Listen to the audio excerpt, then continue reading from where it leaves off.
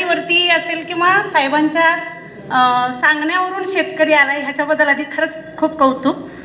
व्यासपीठावरील सगळ्या मान्यवरांचे आणि ओलमच्या सगळ्या कर्मचाऱ्यांचे पहिल्यांदा आभार मानते, कारण अनपेक्षितपणे माझं नाव घेतलं. माझी काहीच तयारी नाही आहे आणि मुळात मी एक खरंच अभिमानाने सांगते मी शेतकरी आहे. भले माझे मिस्टर प्राध्यापक असतील, वडील माझे शिक्षक होते, पण माझा जन्म शेतकऱ्याच्या कुटुंबात झाला आणि ह्याबद्दल मी कधीच खंत बाळगली नाही. मी अभिमानाने मी शेतकरीच म्हणून मिरवते आणि अशा शेतीविषयक कार्यशाळा जिथं जिथं असतील तिथं मी आवर्जून स्वखर्चानं खूप लांबपर्यंत सुद्धा जाण्याची माझी तयारी आहे आणि त्यासाठी माझ्या घरच्यांचाही मला सपोर्ट असतो. त्यामुळेच मी आज पहिल्यांदा आधी मनोहर साहेबांनी मला फोन केला, असं असं आहे व्हॉट्सअपवरती बघितलेलं या म्हणून, पण मी म्हटलं लेडीज येत नाहीत काय करू. त्यांनी मला बघितले बऱ्याच कार्यशाळांना मी एकटीच जाते, तुम्हाला काय नाही अनपेक्षितपणे जरी तुम्ही एकट्या आला तरी आम्हाला इथं 100 महिला आल्याचं समाधान वाटेल, आम्ही कुठंतरी पोचलो असं वाटेल असं म्हटले. त्यांच्या शब्दाखातर मी खरंच आज इथं आले.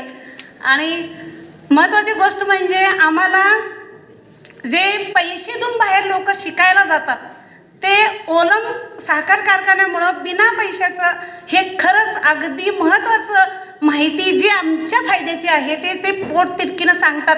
हे ऐकण्याची मानसिकता आपली पाहिजे आणि आपण खरंच आपला तालुका सुधारायचा असेल तर घरापासून सुरुवात झाली पाहिजे. दुसऱ्यांनी सांगण्यापेक्षा खरंच आपण स्वतः आधी विचार केला पाहिजे. मला पहिला प्रश्न विचारायचा आहे, इथं शेतकरी जे सगळे तुम्ही जमलाय, वाईट वाटेल, पुरुषप्रधान संस्कृती आहे, सगळं मान्य आहे, पण तुम्ही नेऊन बांधावर जे खत टाकताय ते टाकायला कोण मदत करते तुम्हाला? प्रत्येक जण तुम्ही स्वतः टाकताय का ह्याचा आधी अभ्यास करावा असं मला वाटतं.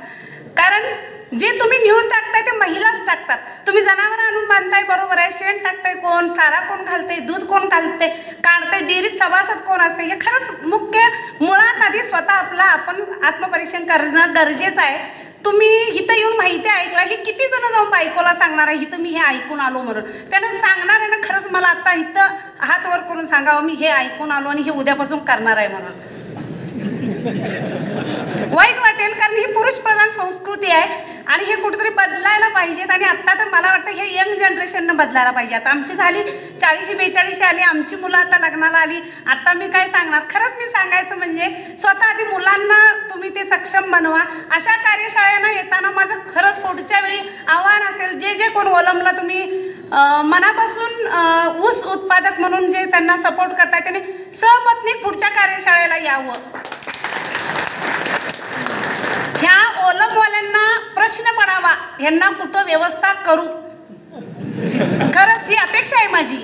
आणि ह्यांनी माझी एक सूचना असेल, जे आता तुम्ही पोट तिडकीनं जे सांगितलंय हे प्रत्येक जण भले 100% नसेल, आमचा इतका नसेल ऊस, पण इतका तरी आम्ही कमवतो म्हणून कारखाना चालतो. वाईट वाटेल तुम्हाला, कारण आम्ही पिकवल्याशिवाय कारखाना तर चालणार नाहीच आहे.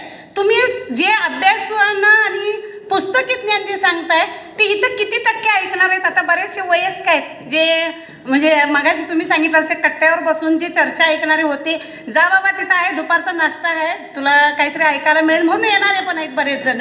वाईट वाटेल, पण खरंच प्रत्यक्ष जर जो शेतात कसणारा असेल त्यानंच कार्यशाळेला यावं, कारण हा फुकटचा पैसा नसेल तर तो आमच्या कष्टाचाच पैसा त्यांनी आमच्यासाठी खर्च करणार आहेत. आज जे इथं बैसायची व्यवस्था केली, हे सगळं जे अरेंजमेंट केले, जेवणाची सोय केली, ते आमचे पैसे कारखान्याला जातात म्हणून कारखाना करतोय. हे त्यांना वाईट वाटेल, पण मला खरंच छातीटोक सांगावं लागेल. त्याच्यासाठी मला उन्हाळ्यात ऊन म्हणावं लागत नाही, पावसाळ्यात पाऊस म्हणावं लागत नाही, शेतात राबावं लागतंय. दुष्काळ तुम्ही म्हणता ठिबक करा, ठिबकसाठी मी काय साहेब अजूनही सोसायटी फिटलेली नाही आहे. तुम्ही 60,000 65,000 रुपये जे म्हणताय ते आमच्या शेतकऱ्याकडे अजून तेवढी उपलब्धता नाही आहे. तुम्ही म्हणताय पाणी भरपूर आहे, पाटपाण्याने देताय, सगळ्या गोष्टीचा जर अभ्यास करावा लागेल तर अजून मला वाटतं अजून 20-25 वर्षे जातील जर तुमचं 100% फॉलोअप व्हायला असेल तर. आता आम्ही 25% आलोय, अजून बदल होत राहते, होईल अजून बदल. अपेक्षा आहे 10 वर्षात खरंच बदलावं हे चित्र तालुक्याचं.